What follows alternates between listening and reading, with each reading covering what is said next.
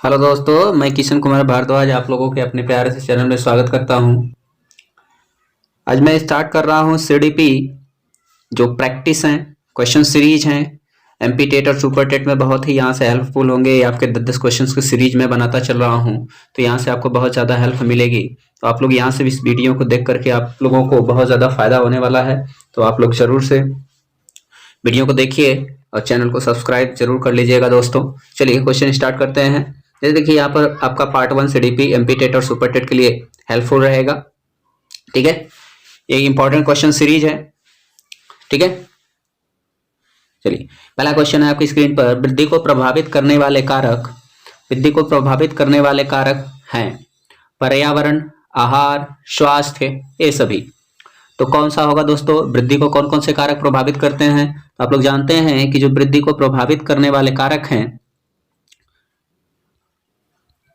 वृद्धि को प्रभावित करने वाले कारक कौन कौन से हैं? तो आप लोग जानते भी हैं कि वृद्धि को कौन कौन से कारक प्रभावित करते हैं। पर्यावरण भी प्रभावित करता है, आहार भी प्रभावित करता है, स्वास्थ्य भी प्रभावित करता है।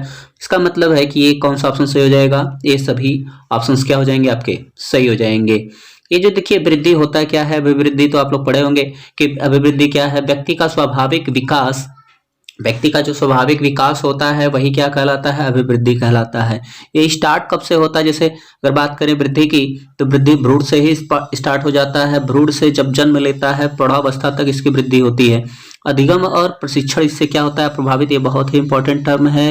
ये किससे अप्रभावित रहता है? तो अधिगम और प्रशिक्षण से ये क्या होता है? अप्रभावित रहता है। अधिगम और प्रशिक्षण से, अधिगम और प्रशिक्षण से क्या रहता है दोस्तों? अप्रभावी रहता है ना? अधिगम और प्रशिक्षण से क्या होता है? अप्रभावी रहता है। इसको मापा जा सकता है। अगले क्वेश्चन पे चलते हैं दोस्तों। अगला क्वेश्चन आपकी स्क्रीन पर है दोस्तों। अगला क्वेश्चन देखिए। अगला क्वेश्चन कह रहा है कि मनोविज्ञान के अनुसार बाल विकास की कौन सी अवस्था सबसे जटिल व कठिन है?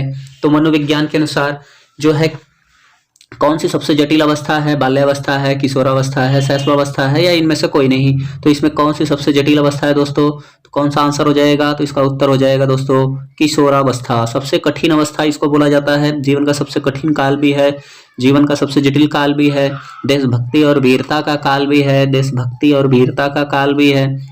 ठीक है, अमूर्त चिंतन की अवस्था भी इसको बोला जाता है, संघर्ष और तूफान की अवस्था भी बोला जाता है, टीन एज भी है, ये एज ऑफ ब्यूटी भी इसको बोला जाता है। तो क्या दोस्तों, अगले क्वेश्चन पे चलते हैं। अगला देखिए आपको गिवन है,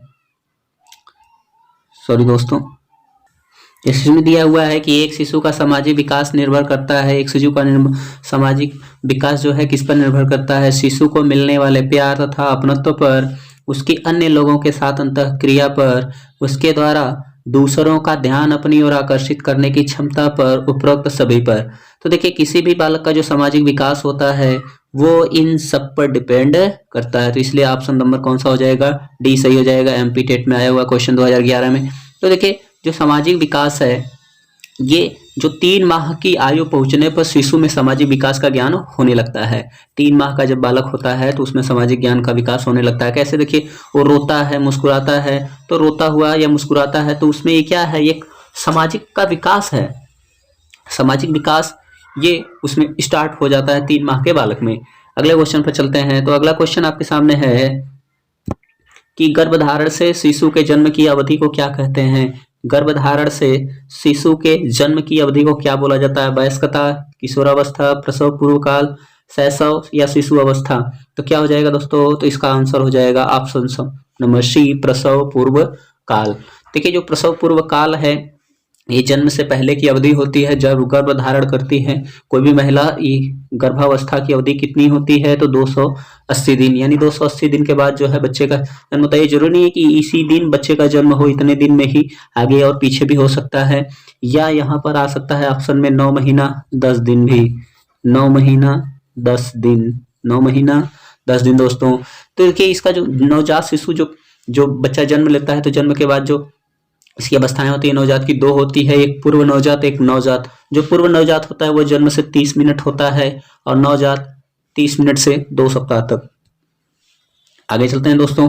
तो आगे देखिए आपकी स्क्रीन पर क्वेश्चन है कि मानवों या मनुष्यों में विकास की सबसे तीव्र गति किस काल में होती है? तो शैशव काल, किशोरावस्था में, यौन अवस्था में, बाल्यावस्था में। किस अवस्था में होती है सबसे तेज तीव्र गति? विकास की तीव्र गति। देखिए यहां से आपसे पूछा गया है विकास की तीव्र गति, न कि शारीरिक विकास। तो विकास की सबसे तीव्र गति किस अवस्था में होती है? तो विकास की सबसे तीव्र गति जो होती है दोस्तों वो किस अवस्था में होती है? वो होती है किशोरावस्था में। इसी अवस्था में जो है सबसे ज्यादा तीव्र गति से विकास होता है। इसी कारण इस अवस्था में बालक में सामंजस्य स्थापित न होने के कारण तनाव उत्पन्न हो जाता है दोस्तों। आगे चलते हैं। तो आगे है आपके स्क्रीन पर जो क्वेश्चन है वो देखिए दोस्तों कि इनमें से कौन सी ग्रंथि पीयूष ग्रंथि को नियंत्रित करती है तथा इस प्रकार शरीर को सामान्य ताप तथा अनुपात विकास को प्रभावित करती है? तो इसमें कौन सा आंसर सही हो जाएगा? थायराइड ग्रंथि होगा कि मूत्र ग्रंथि होगा, यौन ग्रंथि होगा, कौन सा होगा दोस्तों?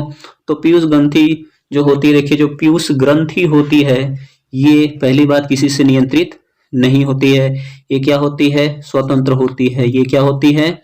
स्वतंत्र होती है, स्वनियंत्रित होती है, खुद नियंत्रण करती है। इसको मास्टर ग्रंथि भी बोला जाता है, इसको मास्टर ग्रंथि भी बोलते हैं। तो इसका कौन सा आंसर सही हो जाएगा? इनमें से कोई नहीं। आगे चलते हैं दोस्तों। तो आगे आपकी स्क्रीन पर जो है प्रश्न है इसमें किया हुआ है कि बालक का विकास मुख्यतः किस पर निर्भर है?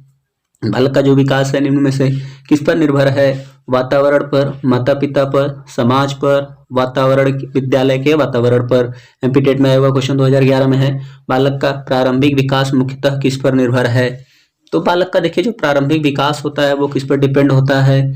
ये इनके माता पिता पर डिपेंड होता है, न कि वातावरण, समाज और विद्यालय के वातावरण पर।